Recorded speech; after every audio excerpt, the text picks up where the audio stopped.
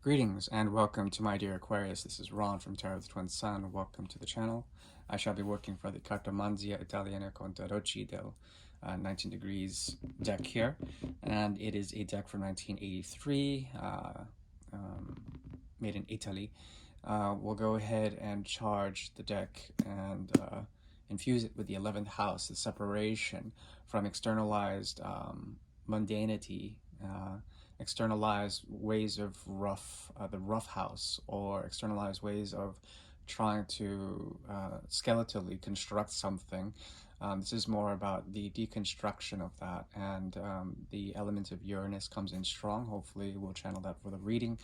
The Singularity reading, which is what we're working on today, is a very specific reading. It does not have to resonate for you, but if it does, please take what you will and only what you will to use for your instrumental vision work or your path work. Thank you very much. Thank you.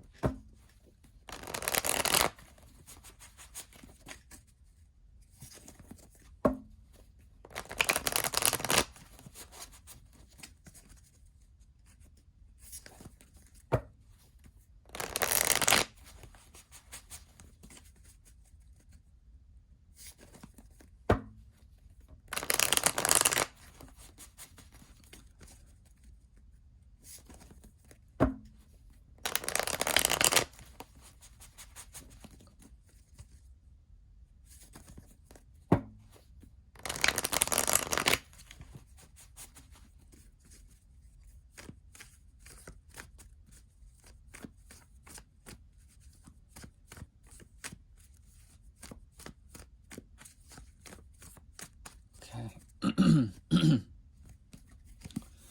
There's a type of negotiation here with doorways to the past.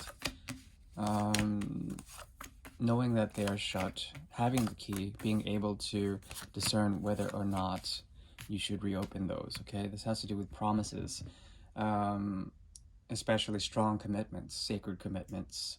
There's something about the reaching out to the past through doors that are closed that may be reopened again, okay? But at the same time, there's a mirror here between Diavolo as well as Gleamanti, a mirror between the energy of Capricorn as well as Gemini, difficulty in truly living within the institution, trying to be a student of things, but then trying to break free. The idea of breaking free, very strong here, at least for the energy of Aquarius. It's as if you are using the Mercurial bridge here, Mercury, the bridge of Mercury, to commerce with others, to become a student of others, to also make a choice to reach out, to use the hand in order to not be restrained, but to be free. The free hand is here. Another challenge is possibly the difficulty of finding purity, purity especially of emotional natures. There is a revisitation here with the Eight of Cups and the Six of Cups that has to do with the mystery of the Two of Cups in reverse, okay, possibly. Or,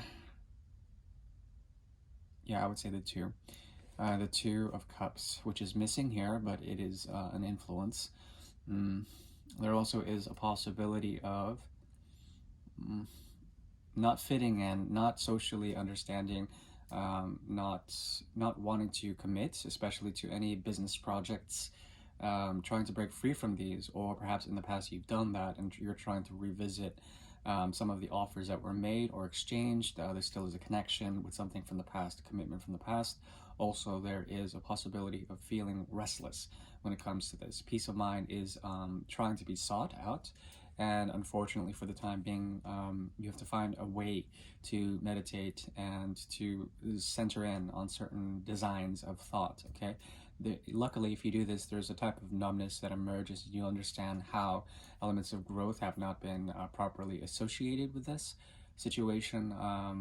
There's also a possibility of clarity coming through, either through elocution by speaking with others, I wouldn't recommend it, but also there's also a possibility of finding a sense of growth with that which you find pleasurable, or that which you find reasonable, okay? But don't work too hard for it.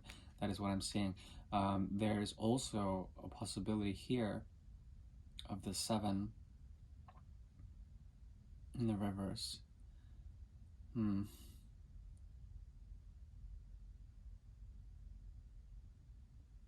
Yeah, something of a letdown. You coming into power, though, there's an idealization of structure here that needs to be negotiated with your future self. Um, it's as if you are not trying so hard, but then there is a natural pull to commitments from the past, big time, either within the workplace or within commitments of friendships or family, especially, or possibly lovers in some sort of way. Difficulty, though, considering you may be coming through a period of confusion when it comes to that which makes you restless, and trying to understand more of the sort of the mountain of prospects that may be staggering and difficult, because there's an element of Neptune and confusion around this.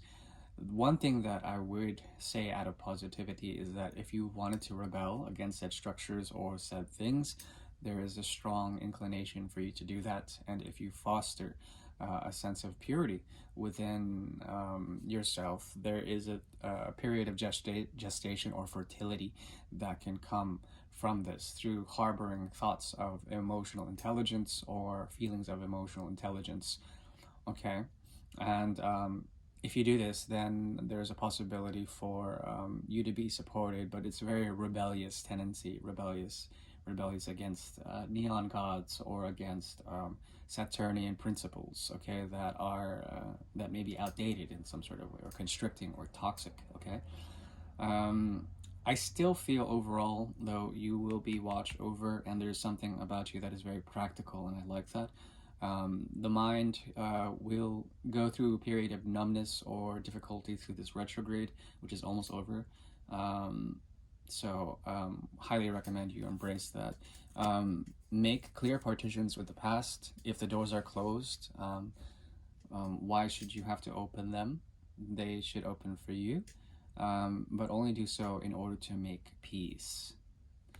And that is my recommendation. There's a path here that has to do with the move from 9 to 6, from higher philosophy or philosophies that result out of the 3.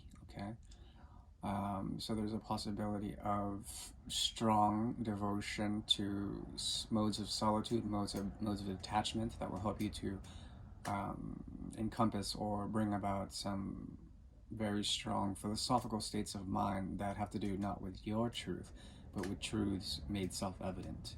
Okay? Short and sweet, that's how I like it. If you would like a private reading, I am available. We can go deep into very specific or non-specific modes of viewing things.